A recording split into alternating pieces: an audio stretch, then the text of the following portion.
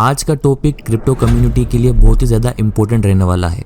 आज की इस वीडियो के अंदर हम बात करने वाले हैं P2P ट्रेडिंग से इंडिया में किस तरीके से अकाउंट फ्रीज होते हैं और इससे किस तरीके से जो नॉर्मल लोग होते हैं उनको मुसीबत का सामना करना पड़ता है। बहुत सारे लोग P2P का यूज़ करते हैं अपने USDT को या क्रिप्टो को INR में कन्वर्ट करने के लिए, लेकिन आपने सुना होगा कि अक्सर बैंक अकाउंट फ्रीज हो जाते हैं और फिर यूजर्स को बहुत ज़्यादा मुश्किल का सामना करना पड़ता है। आज की इस वीडियो में मैं आपको डिटेल में समझाने वाला हूँ कि अकाउंट फ्रीज होने के मेन रीजंस क्या होते हैं, अगर अकाउंट फ्रीज हो जाए तो क्या प्रॉब्लम्स होती है, एक रियल लाइफ एग्जांपल के साथ चेन फ्रीज का कॉन्सेप्ट मैं आपको समझाऊंगा और सबसे इंपॉर्टेंट 3 बेस्ट सेफ सॉल्यूशंस जिससे आप इस प्रॉब्लम से बच सकते हो। और एंड में मैं आपको बताऊंगा कि अगर आपका अकाउंट फ्रीज हो भी जाए तो आपको क्या स्टेप्स लेने हैं। तो इस वीडियो को एंड तक जरूर देखना क्योंकि ये आपके लिए एक लाइफ सेविंग कंटेंट हो सकता है। सबसे पहले हम समझते हैं कि अकाउंट फ्रीज एक्चुअली होते क्यों हैं। P2P ट्रेडिंग का स्ट्रक्चर बिल्कुल सिंपल है। आप क्रिप्टो एक्सचेंज जैसे कि बाइनेंस, मैक्सी, बाइबिट, बिटगेट इन प्लेटफॉर्म पर किसी भी बायर या सेलर से डायरेक्टली डील करते हो। जब आप USDT सेल करते हो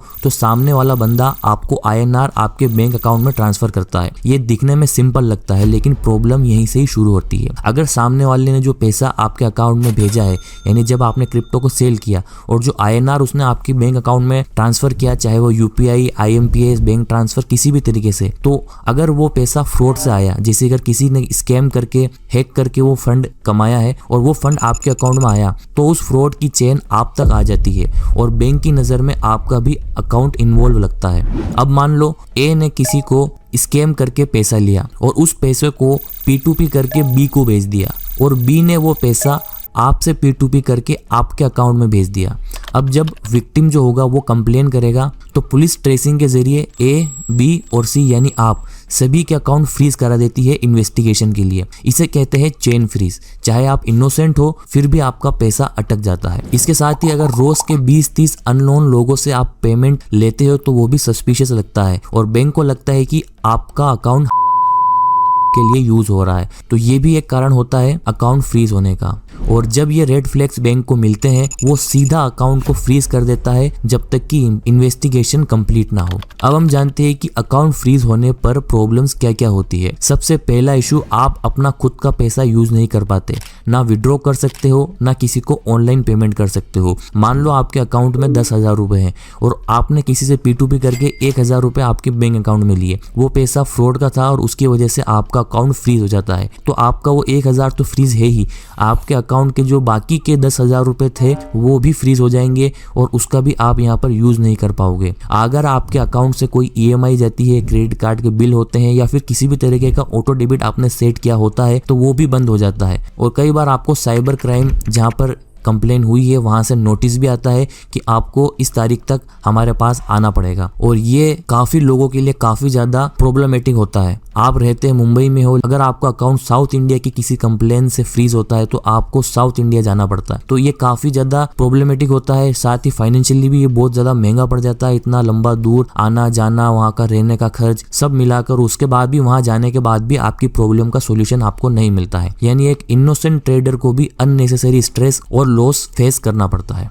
अब हम जानते हैं कि इससे सॉल्यूशंस क्या है। यहाँ पर मैं आपको 3 स्ट्रॉन्ग और प्रैक्टिकल सॉल्यूशंस बताने वाला हूँ जो आपको यूज करने चाहिए अगर आपको सेफली आपके क्रिप्टो को INR में कन्वर्ट करना है। सबसे पहला है use Indian exchanges for withdrawal. Direct P2P करने के बजाय आप इंडियन रेगुलेटेड एक्सचेंजेस को यूज करो जिसमें INR विड्रॉल ऑफिशियली सपोर्टेड है। इसका फायदा ये है कि पैसा डायरेक्टली एक रेगुलेटेड चैनल से आता है और अगर बैंक इंक्वायरी करे तो आपके पास क्लियर एक्सप्लेनेशन होता है कि इनकम क्रिप्टो ट्रेडिंग से है। फॉर एग्जाम्पल, अगर आपका फंड आपके बाइनेंस अकाउंट में पड़ा है तो उस बाइनेंस अकाउंट से आप किसी भी इंडियन एक्सचेंज के अंदर अपना फंड को ट्रांसफर कर ले, वहां पर उसे सेल करे USDT को, उस INR को अपने बैंक अकाउंट के अंदर विड्रॉल कर ले। इसमें आपका बैंक अकाउंट 0% यहाँ पर आपका फ्रीज होने का चांस होगा। बस आपको वहां पर 30% टैक्स जो है वो आपको देना पड़ेगा और आपका अकाउंट यहाँ पर सेफ हो जाएगा। सेकंड मेथड है use gift cards and crypto debit cards. Market में ऐसे कई सारे सॉल्यूशंस आ गए हैं हैं जहां पर आप अपने क्रिप्टो से गिफ्ट कार्ड को खरीद सकते हो। यहाँ पर आपको कई तरीके के गिफ्ट कार्ड जैसे कि अमेजोन, फ्लिपकार्ट, जोमेटो, स्विगी, सभी तरीके के जो पॉपुलर ब्रांड्स है इंडिया के अंदर जो ऑनलाइन काम करते हैं, सभी के आपको यहाँ पर गिफ्ट कार्ड देखने को मिल जाएंगे। या फिर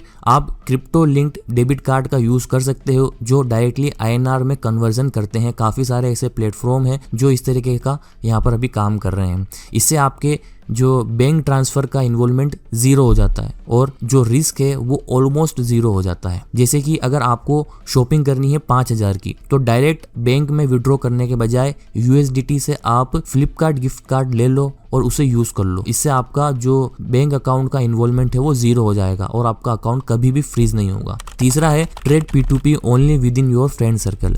ये सबसे सेफ और स्मार्ट सॉल्यूशन है अगर आपको INR अपने बैंक अकाउंट में चाहिए। आप रैंडम स्ट्रेंजर्स के बजाय अपने नॉन सर्कल जैसे कि फ्रेंड्स, फैमिली या ट्रस्टेड ग्रुप के लोगों से ही P2P करो। आपको पता होगा कि पैसा कहाँ से आ रहा है, सोर्स क्लीन है और रिस्क मिनिमम हो जाता है। सपोज आपको 10,000 रुपए की जरूरत है और आपके पास क्रिप्टो पड़ा है तो आप अपने दोस्त को या अपने फ्रेंड सर्कल में किसी को आप USDT देकर उससे आप 10,000 रुपए आप ले ले, चाहे कैश में ले ले या बैंक अकाउंट में ले ले, तो वो फंड आपका बिल्कुल क्लीन रहेगा। आपको पता रहेगा कि ये फंड जो है कोई फ्रॉड का नहीं है, किसी भी तरीके के स्कैम करके ये पैसे को उसने नहीं कमाया है। तो ये तरीका भी आप आजमा सकते हो। ये तीनों सॉल्यूशंस अगर आप फॉलो करते हो तो अकाउंट फ्रीज होने का चांस बहुत कम हो जाता है। थोड़ा सा आपको इसमें इनकन्वीनियंस हो सकता है लेकिन ये अकाउंट फ्रीज होने के दर्द से काफी ज्यादा कम है।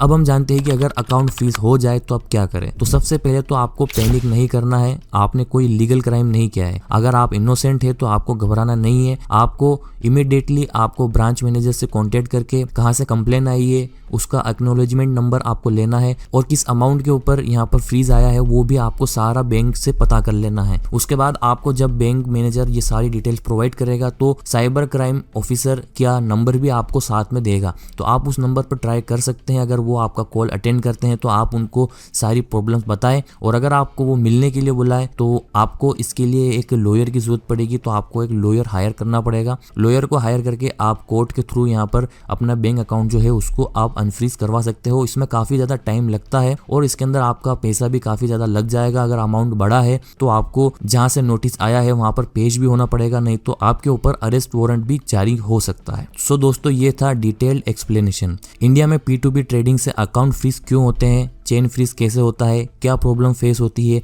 और उससे बचने के 3 सेफेस्ट सॉल्यूशंस। उम्मीद करता हूं आपको ये वीडियो इन्फॉर्मेटिव लगी होगी। अगर पसंद आई हो तो लाइक, शेयर और सब्सक्राइब करना मत भूलना। नीचे कमेंट्स में अपना एक्सपीरियंस शेयर करना कि क्या कभी आपने अकाउंट फ्रीज को फेस किया है। मिलते हैं नेक्स्ट वीडियो में। Till then stay safe and trade smart.